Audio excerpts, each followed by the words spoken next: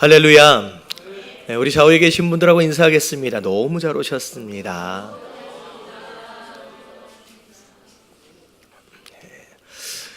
지난주 수요일은 밑에 파킹할 장소가 없어가지고 심지어 주변을 맴도시다가 댁으로 돌아가신 분들도 계시대요. 그래가지고 진짜 안타까운 현상들이 지금 일어나고 있는데 지금 보니까 게이트가 설치가 됐잖아요. 게이트가 설치가 됐는데 아마 다음 주서부터는 이제 게이트를 운영을 할 것 같습니다. 게이트를 운영을 하면 수요일 날이나 금요일 같은 경우에 외부 손님들이 그냥 대놓고 그냥 가버려요. 그래서 자리가 좀 없는 경우들이 있거든요. 그러면 수요일 날하고 금요일 날은 조금 괜찮아지지 않을까라는 기대를 좀 하게 됩니다. 그리고 이제 교회에서 3시간까지 사용할 수 있는 그 할인권을 이제 드릴 겁니다. 그러면 그것으로 나가시면서 이렇게 내고 나가시면 될 것 같고요. 3시간이 넘어가는 경우는 주일날 같은 경우에는 아마 약간 몇천 원 이렇게 좀 낼 것 같아요. 근데 그것도 이제 좀 조정 중에 있으니까 나중에 또 말씀을 드리도록 하겠습니다. 그렇게 하고 무슨 광고를 말씀을 드리려고 하다가 그냥 잊어버렸네요.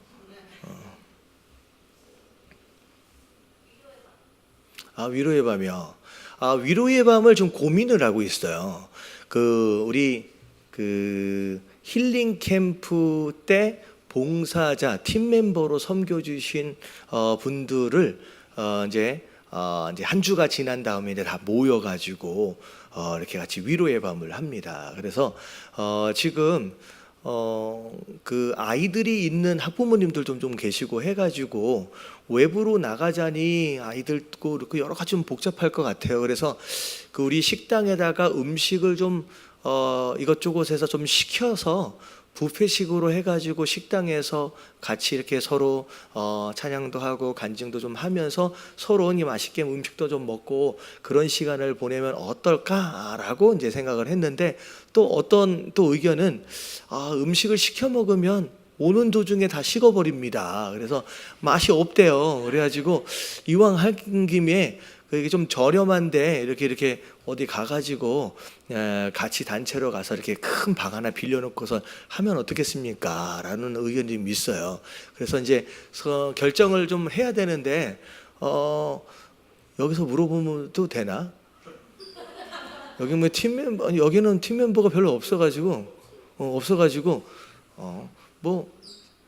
알아서 의논해 보겠습니다. 알아서 의논. 그래서 지금 팀 멤버로 섬기셨던 분들은 주일날 오후 5시에 그렇게 위로의 밤이 있다라고 하는 것을 아셔서 여러분 그 시간 동안 비워놓으시면 너무 좋을 것 같아요. 자, 오늘 일단 분명히 다른 광고가 있었는데 기억이 안 나요. 그래서 일단은 말씀을 좀 전하고 나서 나중에 기억이 나면 좀 메모해놨다가 그때 다시 한번 광고를 하도록 하겠습니다.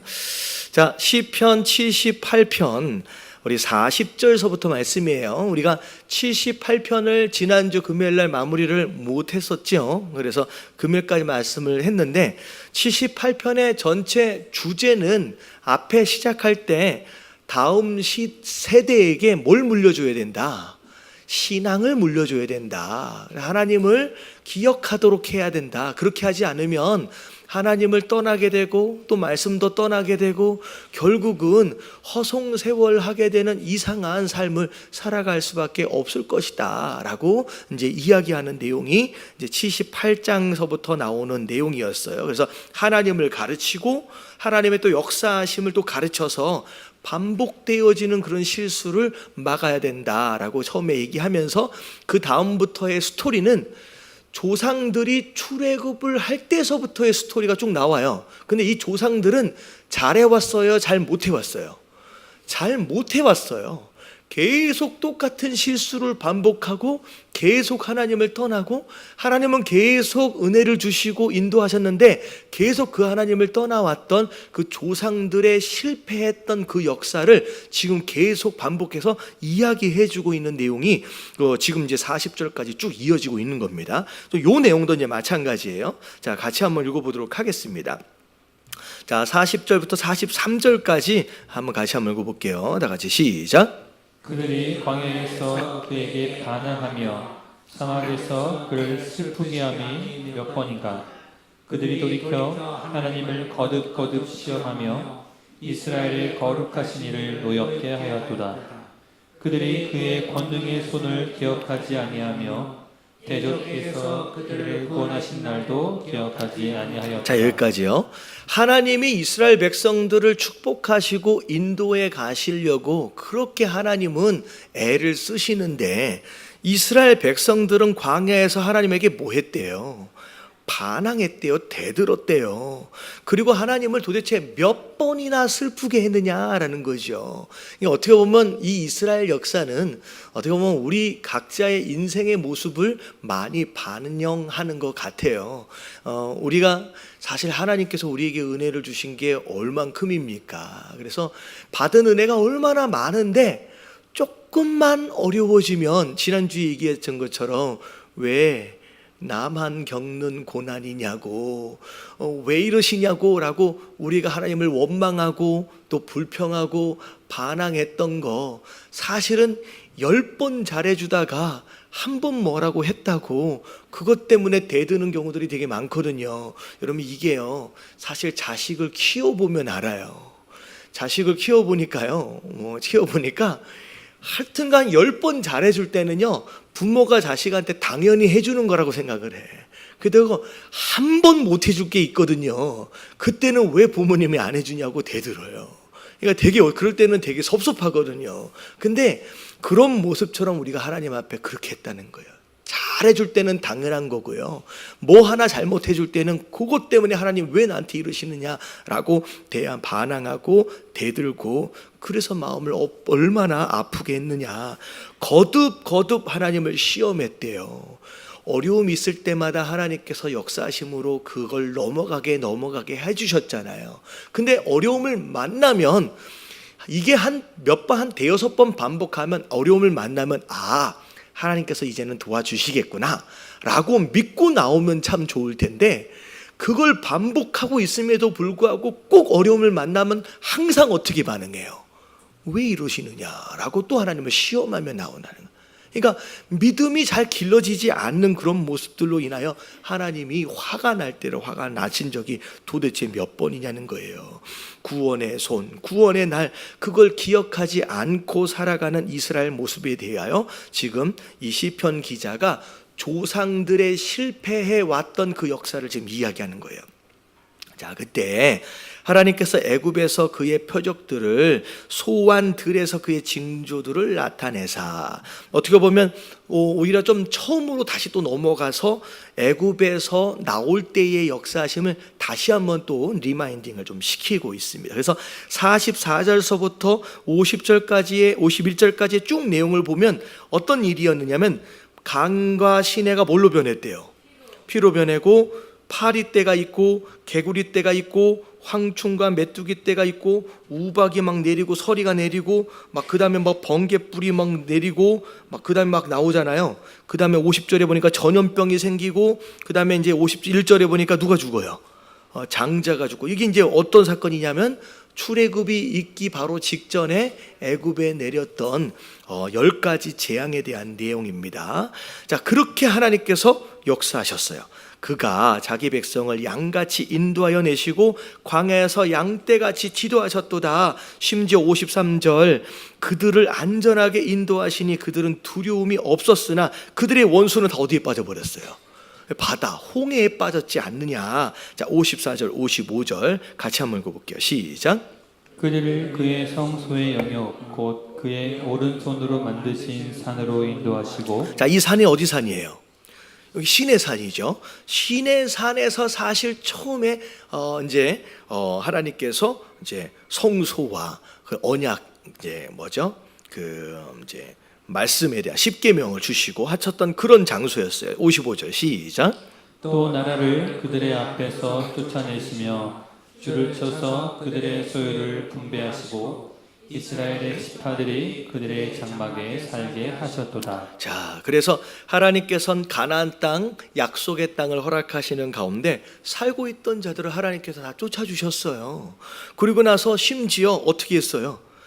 줄을 쳐가지고 그 안에 들어가는 것을 그냥 하나님께서 그냥 주셨다는 거죠. 그렇게 하나님께서 소유를 배분배를 하시면서까지 그들의 장막에서 살도록 하셨다는 거죠. 그래서 이스라엘 백성들이 지금 이스라엘 땅에서 살게 되어진 근거는 그들이 뭘 되게 열심히 해서 여기까지 온 게 아니라 그냥 다 처음부터 끝까지 다 하나님이 하셨다라고 하는 거예요.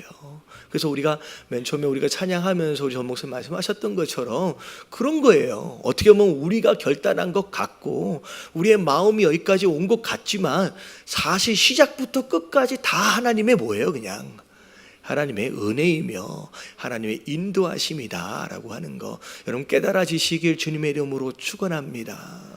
누군가가 이게 가끔 이제 상담하러 오면 왜 내 인생은 이런지 모르겠습니다 라고 이제 그렇게 고백하는 성도들이 종종 있어요.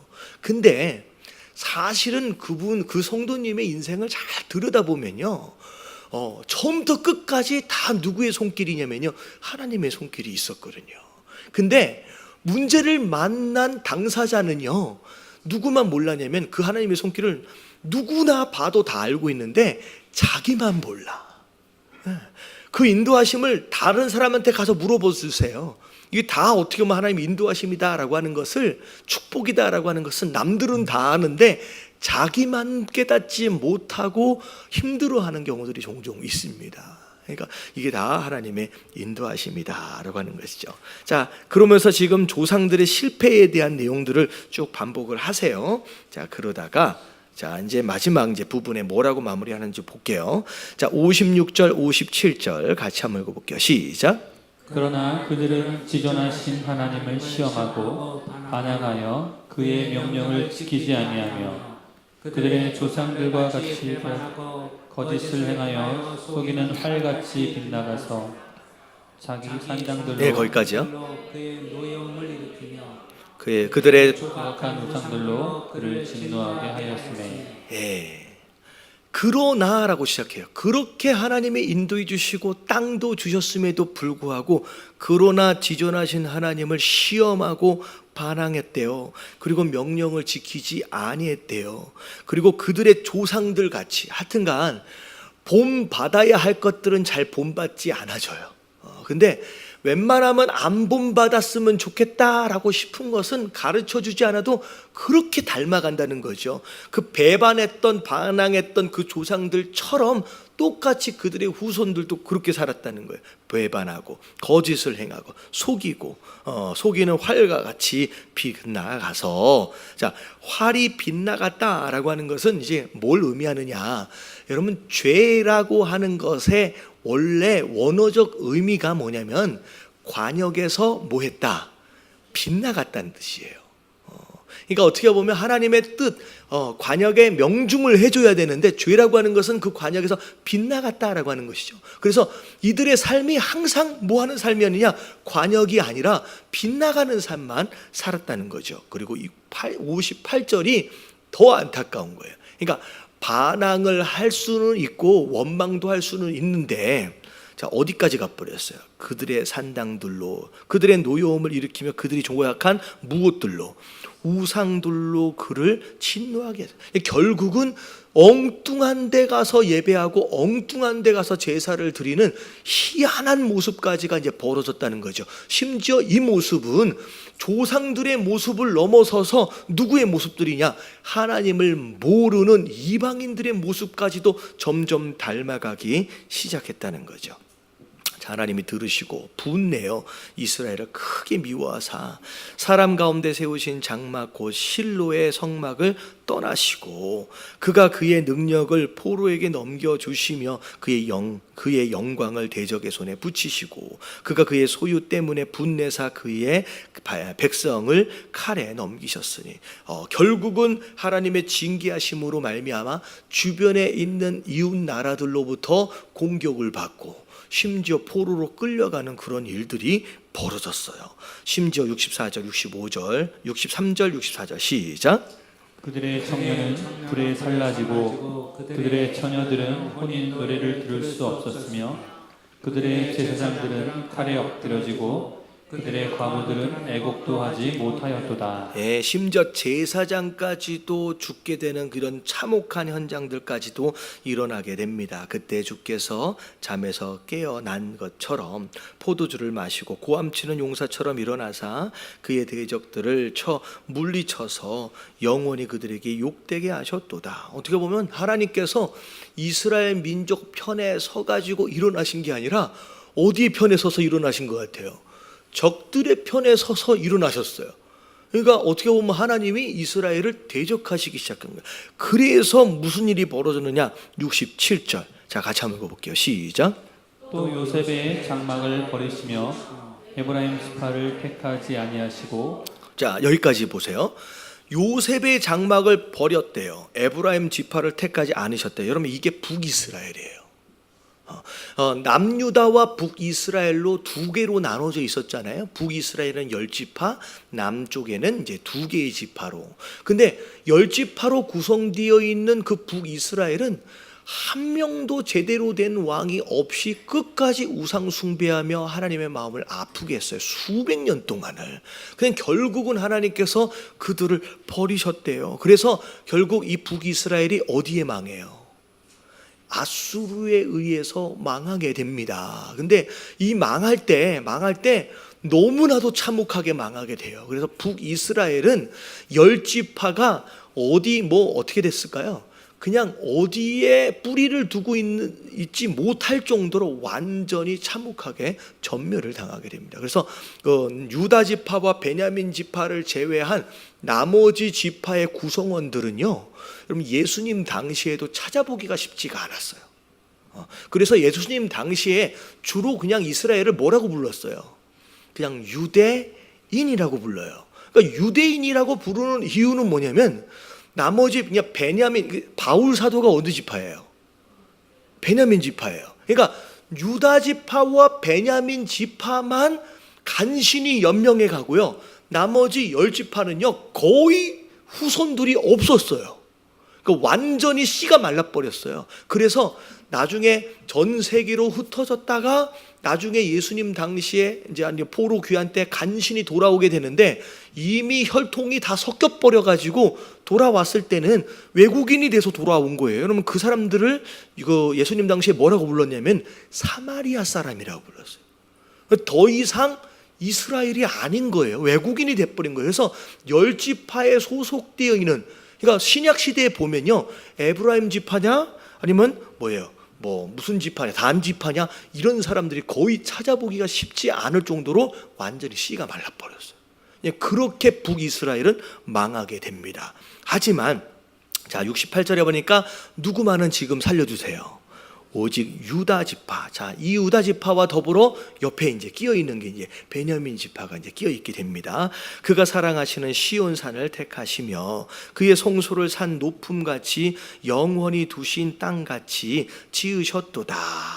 자, 아마도 지금 이 시편 기자가 언제 정도 이 시편을 썼을 것 같냐면요, 북이스라엘은 이미 망했고, 그리고 아직 유다가 바벨론에 이제 곧 있으면 망하잖아요. 근데 바벨론에 망하기 전에 쓴 시편 같은 그런 생각이 좀 들어요. 그래서 아직 살아있는 것처럼. 자, 70편 70절 71절 같이 한번 읽어볼게요. 시작. 또 그의 종 다윗을 택하시되 양의 우리에서 취하시며 전 양을 지키는 중에서 그를 이끌어내사 그의 백성인 야곱 그의 소유인 이스라엘을 기르게 하셨더니. 자, 그 다윗을 통하여서 왕권을 이어져 가게 하시고, 그리고 그 다윗을 통하여 잃어버린 이스라엘조차도 다시 회복할 수 있는 기회를 허락하시는 거죠. 결국 이게 어디서 완성이 되냐면 다윗의 후손으로 오시는 누구예요? 예수 그리스도를 통하여 이 말씀을 이제 이루시게 됩니다. 72절 마지막 한번 읽어볼게요. 시작. 이에 그가 그들을 자기 마음의 완전함으로 기르고 그의 손의 능숙함으로 그들을 지도하였도다. 자, 그래서 이에 그가 그들을 자기 마음의 완전함으로 기르고 결국은 다윗이 왕 되어지고 그리고 그 왕권이 쭉 이어져 가고 예수 그리스도 결국은 그것을 통하여서 하나님의 백성 되어진 자들을 아름답게 완전하게 길러가시고 기르고 인도해 가고 지도해 가시는 이런 모습들을 지금 다윗 왕권에게 허락하셨다라는 거죠. 그래서 비록 요셉의 장막은 그렇게 멸망을 당했지만 하나님이 이스라엘 전체를 포기하신 건 아니라는 거죠. 또 유다를 통하여 또 다윗을 통하여 결국은 그 모든 것을 다시 회복하시기 위해서 끝까지 지금까지도 붙들고 계신다라고 하는 것을 지금 이야기하고 있는 거예요. 근데 결국은 처음에 신앙을 물려줘야 한다라고 부모 세대들에게 강조를 하고 있지만 어떻게 보면 그 조상 대대로 하나님의 이 명령을 제대로 이행하지 못한 것으로 말미암아 조상들이 했던 그 실수를 그 후손들이 계속 뭐하고 있었다는 거예요? 반복하고 있었다는 거예요. 그 반복한 것으로 말미암아 심지어 북이스라엘은 어떻게 돼버렸어요? 망해버렸어요.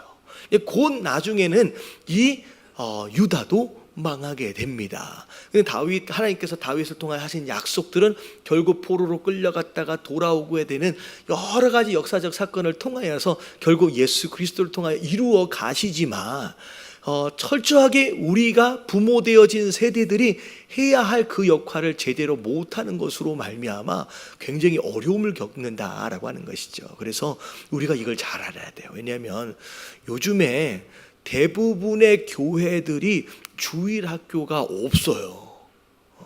여러분들 이게요, 우리 한국 교회 이게 그 연합회에서 다 조사를 한 결과 점점점 주일 학교가 없어지고 있는 추세예요. 여러분 이렇게 되다 보면요, 여러분 하나님께서 이 78편에 말씀하셨던 요 내용이 결국 반복되어지는 거예요.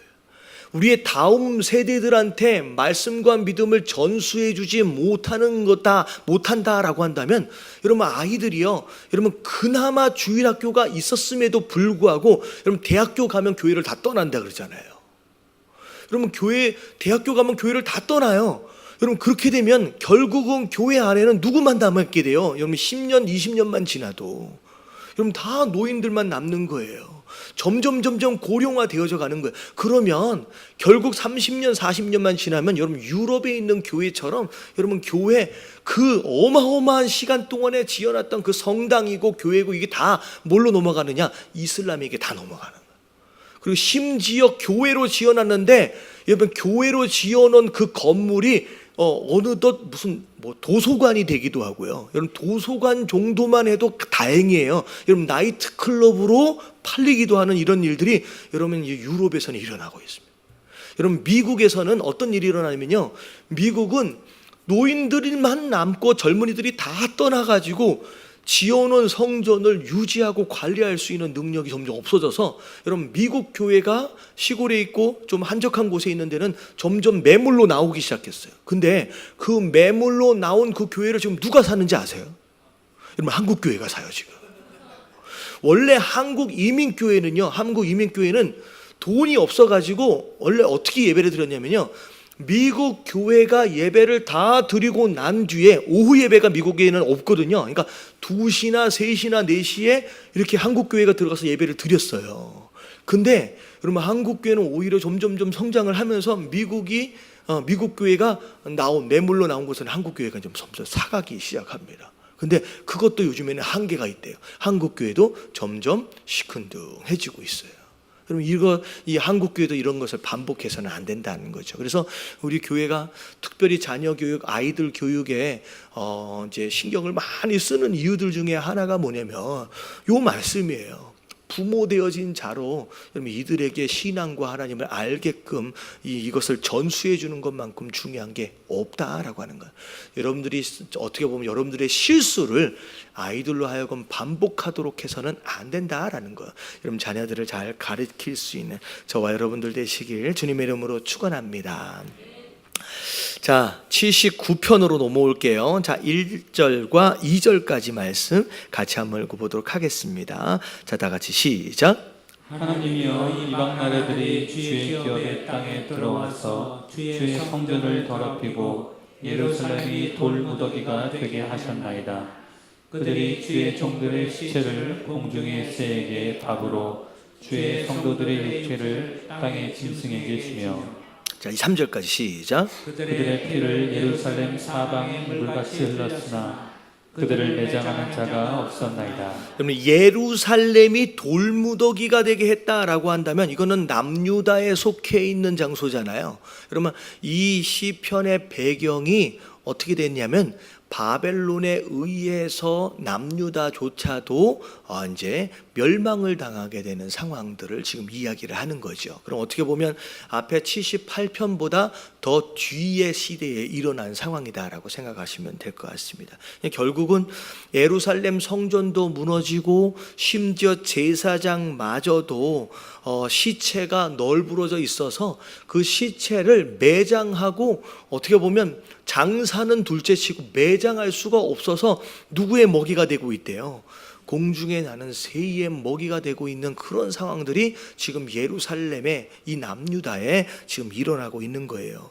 심지어 그 일로 인하여 주변에 있는 모든 이방 나라들이 이 나라 유다 땅을 뭐 하고 있어요? 비방하거나 조소하거나 조롱거리를 만들고 있다라고 하는 것이죠. 그러면서 자 5절에 보니까 이 시편 기자가 여호와여 어느 때까지나이까 영원히 노하시니까 주의 질토가 불붙듯 하시리이다. 어떻게 보면 이런 일이 벌어진 게 지금 하나님이 뭐 하셨기 때문이다. 화가 나셨기 때문이라는 거예요.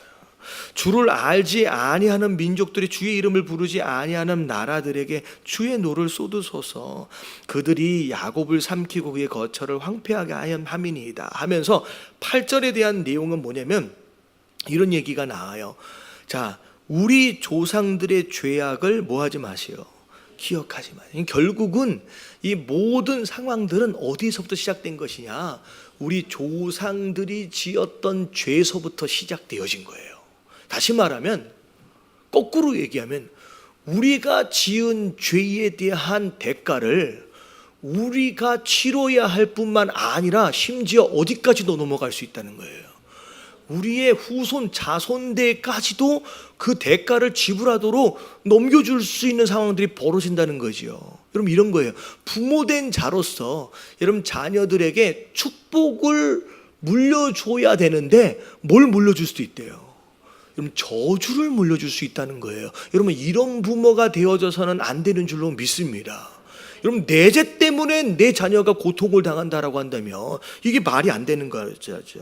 그리고 주의 긍휼로서 우리를 속히 영접하소서. 그러니까 불쌍히 여겨달라는 거예요. 우리를 버리지 말라다는 거예요. 우리가 매우 가련하게 되었나이다. 우리 구원의 하나님이여 주의 이름으로 영광스러운 행사를 위하여 우리를 도우시며 주의 이름을 증거하기 위하여 우리를 건지시며 우리의 죄를 사하소서. 지금 그들이 이 시편 기자가 당하고 있는 이런 고난과 역경의 상황들에 대해서 하나님 앞에 구하는 거예요. 하나님 살려달라고. 그러면서 긍휼을 구합니다. 하나님 나를 불쌍히 여겨달라고. 불쌍히 여겨달라고. 하나님 그러면서 하나님의 영광스러운 행사. 이건 뭐냐면 우리가 이렇게 망해버리면 함께 누구의 영광도 땅에 떨어지냐면요. 하나님의 영광도 땅에 떨어지는 거예요. 우리가 잘하면 하나님이 함께 영광을 받으시는 거예요. 그래서 얼마 전에 우리 올림픽이 끝났잖아요. 올림픽이 끝났는데 여러분 올림픽이 끝나고 나서 막 메달도 따고 열심히 했던 선수들 나중에 선수도 칭찬을 받지만 그 선수를 길렀던 누가 함께 영광을 받아요? 부모님이 누구였느냐라고 하는 것이 또다시 조명되어지는 상황들을 보거든요. 그래서 이렇게 관중석에서 함께 응원했던 그 부모님들도 막 카메라에 비춰주면서 그러니까 우리가 되게 잘하면요 우리의 부모 되신 분들이 함께 영광을 누리고요 우리 교회가 잘하면요 성도가 잘하면요 우리 교회 주인 되신 누가 함께 영광을 받으세요? 하나님이. 근데 우리가 잘못하면요 우리만 욕먹는 게 아니라 누가 함께 욕을 먹어요? 하나님이 함께 욕을 먹는. 그러니까 이스라엘이 그 상황이 되어버린 거죠. 여러분, 우리 때문에 하나님이 영광 받으셔야 하는 줄로 믿습니다. 근데 이렇게 돼버렸다는 거예요. 그래서 하나님의 영광을 위해서라도 하나님 우리의 죄를 사해달라라고 이야기하는 거예요. 자, 10절 다 같이 한번 읽어봅니다. 시작. 이방 나라들이 어찌하여 그들의 하나님이 어디 있느냐 말하나이까. 주의 종들이 피 흘림에 대한 복수를 우리의 목전에서 이방 나라에게 보여주소서. 네, 갇힌 자의 탄식을 주의 앞에 이르게 하시며 죽이기로 정한 자다라고 할지라도 주의 크신 능력을 따라서 보존하소서. 그러니까 하나님 우리를 멸망시키기로 심판하시기로 작정하셨다라고 할지라도 뭐 해달라는 거예요? 좀 그 마음을 좀 돌이켜서 하나님 큰 능력으로 우리 좀 보존해 주세요. 한 번만 살려주세요. 이거예요. 주여, 우리 이웃이 주를 비방한 그 비방을 주의 품에 7배나 갚으소서. 13절 다 같이 시작. 우리는 주의 백성이요 주의 목장의 양이니 우리는 영원히 주께 감사하며 주의 영예를 대대에 전하리이다. 여러분, 이 13절 말씀이 되게 중요한 말씀이에요. 지금 조상의 죄뿐만 아니라 솔직히 당대에 살고 있던 이 이스라엘 백성들, 유다 사람들도 죄를 짓고 살았어요. 근데 결국은 조상의 죄 플러스 그들의 죄로 인하여서 이런 심판을 받고 있는 거거든요. 근데 이들이 하나님 앞에 구하는 거예요. 하나님 용서해 달라고. 그리고 하나님 영광을 위해서라도 한 번만 더 기회를 달라고 지금 이야기를 하는 거예요. 근데 이 기도를 할 때 하나님께서 우리를 용서해 주셔야 하는 이유, 어떻게 보면 한 번만 더 기회를 주셔야 하는 이유는 우리가 이뻐서가 아니에요. 다음부터 우리가 더 잘할게요 라고 약속을 했기 때문이 아니라 딱 한 가지예요. 13절, 우리가 누구기 때문에. 이게 되게 중요해요. 여러분, 기도는요 지성이면 감천이다, 여러분 그거 아니라 그랬잖아요. 물론 지성을 드릴 수 있어요. 근데 우리가 지성을 들여서 하나님의 감동하시는 그게 아니라, 여러분 기도의 가장 중요한 핵심은 뭘 붙잡는 거다? 여러분, 관계성을 붙잡는 거예요. 내가 누구냐라고 하는 거예요. 내가 누구냐? 하나님을 용서해 주세요. 한 번만 더 기회를 주세요. 그리고 오히려 뭐라고까지 얘기하냐면 쟤네들한테 복수 좀 해주세요라고까지 얘기하고 있어요. 왜냐하면 우리는 다른 사람이 아니라 누구기 때문에 당신의 백성이지 않습니까? 당신의 양이지 않습니까? 라고 하나님과의 관계성을 붙잡고 기도하는. 그래서 예수님께서 우리에게 기도를 가르쳐 주실 때 뭐라고 기도하래요? 처음에 하늘에 계신 우리 아버지요라는 거예요. 여러분, 이게 가장 중요한 대목이에요. 왜 하나님이 내 기도를 들어주셔야 되느냐? 왜 하나님이 나를 용서해 주셔야 되느냐? 왜 하나님께서 나의 원수를 향하여서 복수를 하셔야 되느냐? 그분은 나의 누구기 때문에? 아버지이기 때문이에요. 지금 이 13절이 가장 중요한 거예요. 생각해 보세요. 저 이제 두 자녀가 있어요. 큰 애가 있고 이제 작은 애가 있는데, 여러분 큰 애는 사춘기래요. 그리고 둘째는요 사춘기도 아닌데 좀 말을 좀 안 들어요. 얘가 되게 희한, 이게 원래 애들은 그렇대요. 요즘에는 맨날 싫어 하고 다녀요. 싫어 하면서 아빠가 화내면 아빠가 화내는 걸 즐겨요. 막 까르르 웃으면서 도망가요. 그래 놓고선 뭐 하면 이거 누가 했어? 그러면 다 아빠가 했대. 나는 안 했거든요. 그냥 되게 억울할 때가 되게 많아요. 내가 그럴 때가 그러지 않았는데. 근데 뭐 이렇게 얘기하니까 이제 둘 다 말을 원래 잘 안 듣는 애처럼 이제 비춰질 수가 있는데, 또 말 잘 들 때도 있어요. 꼭 이렇게 얘기를 하면 또 가서 야, 아빠 말 안 듣는다며 이렇게 얘기하지 마세요. 우리끼리 하는 얘기, 우리끼리. 여기에서 넘어가면 안 돼, 넘어가면. 근데 말을 그렇게 안 들어도요, 아빠 밥 줘. 그러면 제가 어떻게 해야 돼요? 줘야 돼. 야, 네가 잘한 게 뭐가 있는데? 라고 못하는 거예요. 왜냐하면 얘가 잘했든 못했든 상관이 없이 얘는 누구 딸이에요? 내 딸이에요. 여러분, 그게 중요한 거예요. 우리가 하나님 앞에 나아갈 때, 여러분, 우리가 의의를 가지고 나가지 않습니다. 하나님, 제가 하나님을 위해서 이것도 했는데요, 저것도 했는데요, 잘한 게 이건데요, 제가 한 일이 이런 업적들을 남겼는데, 여러분 이게 중요한 게 아니에요. 여러분 그것은 하나님 앞에서 아무것도 아니에요. 여러분 하나님께서 우리에게 베풀어 주신 은혜에 비교하면요, 우리가 하나님 앞에 한 이 업적이나 뭐는요 아무것도 아닌 거예요. 그냥 그분이 우리에게 기도할 때 그분이 응답하셔야 하는 이유는 딱 하나예요. 우리가 뭘 잘해서가 아니라 그분은 우리의 뭐기 때문에, 아버지이기 때문에. 여러분 이 시편 기자가 정확하게 잡아낸 거예요. 여러분 기도의 가장 중요한 원리예요. 하나님, 당신은 나의 아버지지 않습니까? 라고 하는 것으로 아버지를 꼼짝 못하게 만드는 거예요. 포기하시면 안 돼요. 하나님은 왜 우리가 자녀인데. 그래서 우리는 당신의 백성이고 우리는 당신의 양이지 않습니까? 양이지 않습니까? 이거는 영원히 변하지 않는 당신의 언약입니다 라고 붙잡고 가는 거예요.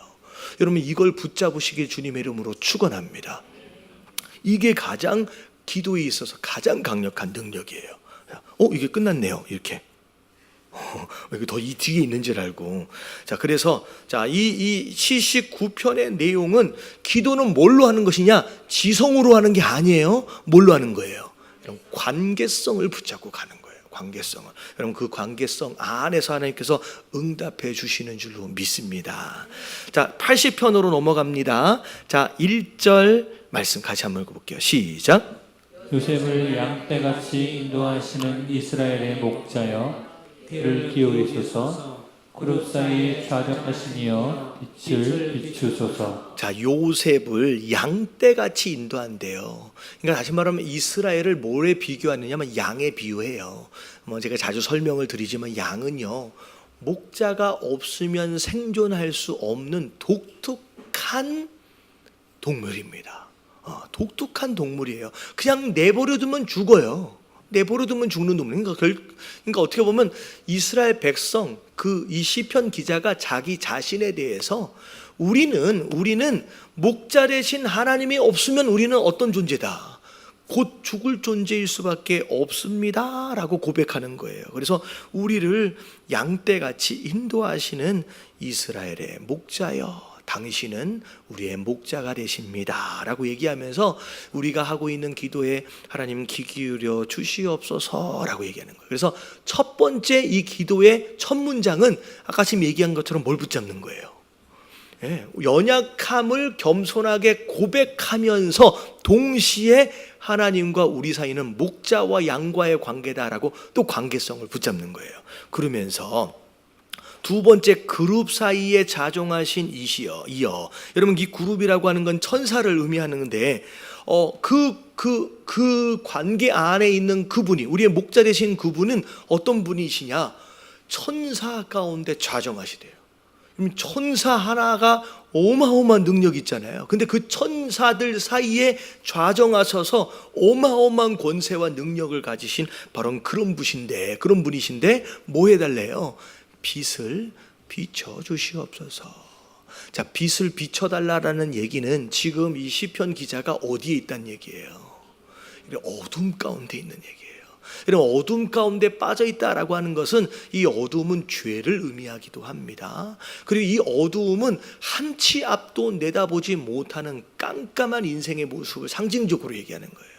하나님, 내가 죄 가운데 빠졌습니다. 내가 죽게 생겼습니다. 그리고 한 치 앞도 내다보지 못하는 깜깜한 인생을 마치 소경이 벽을 더듬는 것처럼의 그런 인생을 우리가 살고 있습니다. 하나님, 빛을 비춰 주시옵소서. 이 빛이 비춰지면 우리 안에 죄의 어두움은 어떻게 돼 있어요? 떠나가게 되는 거예요. 그리고 보이지 않나서 한참 더듬고 답답한 그런 인생 가운데 어디로 가야 할지의 길이 보이게 되는 거죠. 그러면 이게 하나님의 인도하심이에요. 우리에게 정말로 필요한 건 그 빛이다라는 거죠. 자, 그래서 에브라임과 베냐민과 므낫세 앞에서 주의 능력을 나타내사 우리를 구원하러 오소서. 하나님이여 우리를 돌이키시고, 돌이킨다라고 하는 것은 restore이라고 나와서 회복해 달라는 거예요. 하나님, 우리에게 망가진 것들을 고쳐주시고 무너져 있는 것들을 다시 일으켜 세워주시옵소서. 그러면서 주의 얼굴빛을 비추사 우리가 구원을 얻게 하옵소서 하면서 뭐라고 얘기했냐면 여기 얼굴빛이라고 얘기했어요. 자, 여기 되게 중요해요. 자, 빛을 비춰달라고 얘기했어요.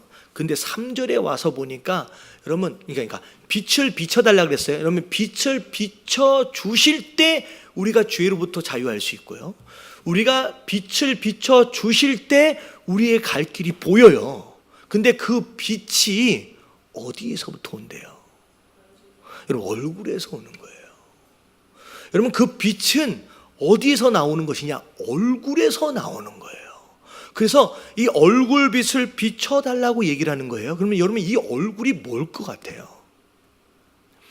여러분, 하나님의 얼굴빛을 비춰달라는 얘기는 여기 관계성이에요. 하나님과 대면하고 싶다는 거예요. 하나님과의 관계를 회복하고 싶다라고 하는 거예요. 여러분, 우리가 이렇게 생각하시면 돼요. 우리가 항상 함께 하나님께 기도하실 때 하나님 능력의 팔로 하나님의 뭘 자꾸 구하는 기도를 많이 하냐면 손을 구하는 기도를 합니다. 능력의 손으로, 그러니까 오른손으로 이런 기도가 이제 중간에 좀 나와요. 근데 중요한 건 뭐냐면 여러분, 손보다 먼저 만나야 할 곳은, 대상은 여러분 손이 아니에요. 뭘 만나야 돼요? 하나님 얼굴을 뵙는 거예요. 관계를 회복하는 거예요. 그러니까 기도를 할 때 하나님 이런 문제 저런 문제가 있는데 하나님 이 문제 좀 해결해 주세요 라고만 기도했다 그러면 뭘 구한 거예요? 그냥 손만 구한 거예요. 근데 중요한 것은 여러분, 손으로 이걸 해결해 주실 수도 있지만 사실은 하나님의 얼굴을 대면하는 것으로 말미암아 그분과의 진짜 관계가 회복되어질 때 여러분, 손은 함께 따라오는 것인 줄로 믿습니다. 그러니까 그 얼굴로부터 비춰지는 그 빛을 비춰달라는 거죠. 그래서 사실은 하나님 도와주실 수 있어요. 손으로 도와주실 수 있어요. 근데 중요한 건 뭐냐면 여러분, 하나님이 사람을 만드셨을 때 여러분, 손으로 돕기 위해서 만드신 존재가 아니에요. 여러분, 하나님은 사람을 만드실 때 이 사람과 더불어 뭐 하시고 싶으셨어요? 얼굴과 얼굴을 대면하여 함께 대화하고 싶으셨고요, 함께 교제하고 싶으셨고요, 함께 사랑을 나누고 싶으셨어요. 근데 그 교제와 그 대화와 그 관계가 깨어져 버려서 여기까지 온 거거든요. 그러니까 이 시편 기자가 결국은 이 모든 문제를 해결하려면 내가 누구의 얼굴을 만나야 된다? 하나님의 얼굴을 만나야 된다. 그 얼굴로부터 나오는 빛을. 그래서 4절을 보니까 만군의 하나님 여호와여, 주의 백성의 기도에 대하여 어느 때까지 노하시리까? 주께서 그들에게 눈물의 양식을 먹이시며 많은 눈물을 마시게 하셨나이다. 6절 7절 같이 한번 읽어볼게요. 시작. 우리를 우리 이웃에게 다툼거리가 되게 하시니 우리 원수들이 서로 비웃나이다. 만군의 하나님이여, 우리를 회복하여 주시고 주의 얼굴에 광채를 비추사 우리가 구원을 얻게 하소서. 7절의 마지막 마무리를 하면서도 뭐라고 얘기하느냐? 하나님 주의 얼굴을 비춰주시옵소서. 여러분, 예배 가운데 우리가 이랬으면 좋겠어요. 우리가 기도하면서 그런 얘기 이제 자주 하잖아요. 하나님 첫 번째 무슨 기도 들어주시고, 두 번째 무슨 기도 들어주시고, 뭐 세 번째 뭐 아파트 청약 들어주시고, 뭐 무릎 뭐 어떻게 해서 낫게 해주시고, 허리도 낫게 해주시고, 예수님의 이름으로 기도합니다. 아멘. 그러면 이거는 물론 간구에 속하는 기도예요. 근데 여러분, 이 기도를 통하여 하나님과 교제했다라고 얘기하기는 어렵잖아요. 여러분, 하나님께서 우리의 어려움을 도와주시길 원하시지만 여러분, 돕는 것보다 하나님께서 정말로 원하시는 것은 여러분, 우리와 함께 사랑의 교제를 나누고 싶으신 것인 줄로 믿습니다.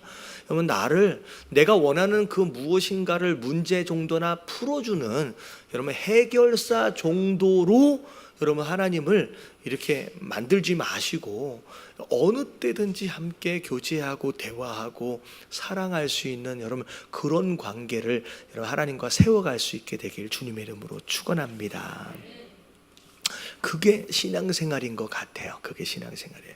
자, 8절 9절 8절만 같이 한번 읽어볼게요. 시작. 주께서 한 포도나무를 애굽에서 가져다가 민족들을 쫓아내시고 그것을 심으셨나이다. 여러분, 이 포도나무가 누구겠어요? 지금 이스라엘 백성이에요. 하나님께서 특별히 애굽에서 포도나무를 가져다가 민족들을 쫓아내시고 가나안에다가 심으셨어요. 자, 그리고 주께서 그 앞서 가꾸 심으로 그 뿌리가 깊게 박혀서 땅에 가득했대요. 하나님께서 막 길러 주심으로 말미암아 나라 없던 그 이스라엘이 그 가나안 땅에서 어마어마하게 성장을 했다는 거죠. 그 그늘이 산을 가리고 가지는 하나님의 백향목 같으며 가지가 심지어 어디까지 뻗었대요? 바다까지, 그러니까 지중해 연안까지 그리고 강까지 미쳤거늘 어마어마한 영향력을 끼쳤다는 거죠. 근데 12절에 보니까 자, 그렇게 성장했던 그 포도나무에 자, 12절에 보니까 주께서 어찌하여 그 담을 허시사 길을 지나가는 모든 이들이 그것들을 따게 하셨나이까. 여러분, 그동안에는 뭐 잘 자랄 때는요, 여러분, 하나님이 보호해 주셨는지 뭐 하셨는지 잘 모르고 사는 거예요. 근데 자기가 잘 자란 것 같지만 사실은 하나님의 보이지 않는 보호하심이 담장들이 그 주변에 있었다는 거죠. 여러분, 우리의 삶 가운데서 여러분 이 담장이 있는 줄로 믿습니다. 여러분, 오늘 죽을 뻔하다가 살아서 오신 분 혹시 계세요? 여러분, 많은 사람들이 죽을 뻔하다가 간 사람들이 많이 있어요. 오늘도.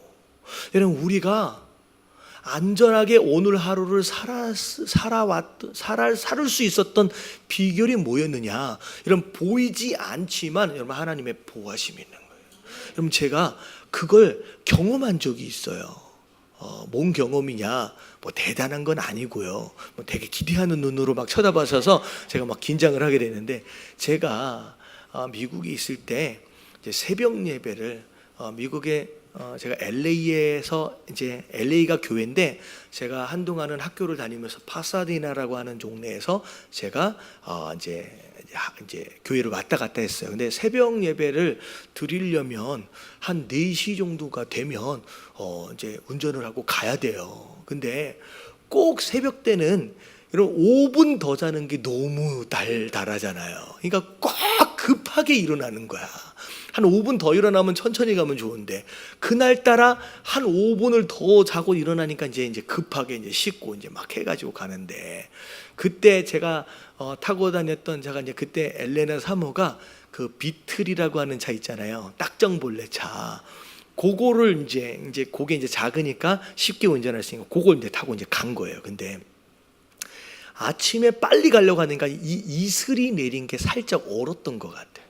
근데 핸들을 이렇게 이제 파사디나에서 LA로 갈 때 보면 그 LA 근교에서 가장 첫 번째 생긴 고속도로가 있는데 그 고속도로는 계속 S자로 가요. 근데 원래 항상 가던 길인데 어느 순간 바깥으로 확 밀려가 버리는 거예요.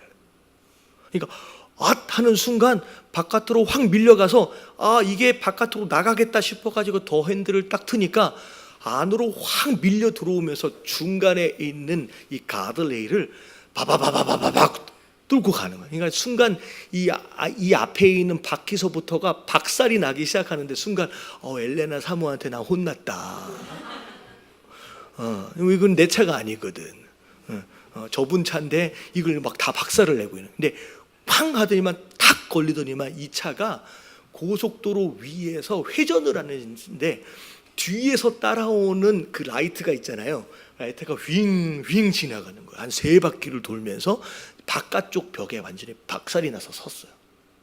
그래서 딱 보니까 다행히 옆으로, 그러니까 그 돌고 있는 사이에 옆에 차가 있었으면 이제 큰일 날 뻔했는데 완전히 돌아가지고 딱 섰어요. 근데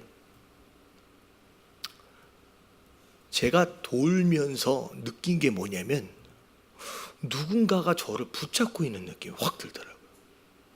완전히 그 차는 한 우리 돈으로 한 1,000만 원이 좀 넘어요. 그게 비싼 차가 아니에요. 근데 수리비가 1,500만 원이 나왔어. 그래서 폐차를 시켰는데 심지어 차에서 딱 내렸는데 바퀴 하나가 없는 거야.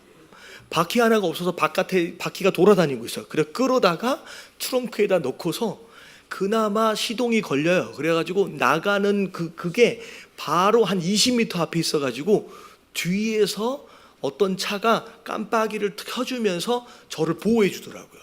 그래서 깜빡깜빡 켜면서 질질질질 끌고서 막 이제 바퀴 타이어가 없으니까 스파크가 막 나잖아요. 그렇게 해가지고 바깥으로 해가지고 제가 그때 새벽 예배를 하루로 결석을 했어요. 딱 나가는. 근데 돌면서 제가 뭘 느꼈냐면 진짜로 하나님이 저를 이렇게 붙잡고서 돌고 있는데 제가 무슨 느낌이냐면 아이가 안 죽겠네. 그러니까 차가 완전히 박살이 났는데 제가 딱 느끼는 순간 나는 안 죽는구나.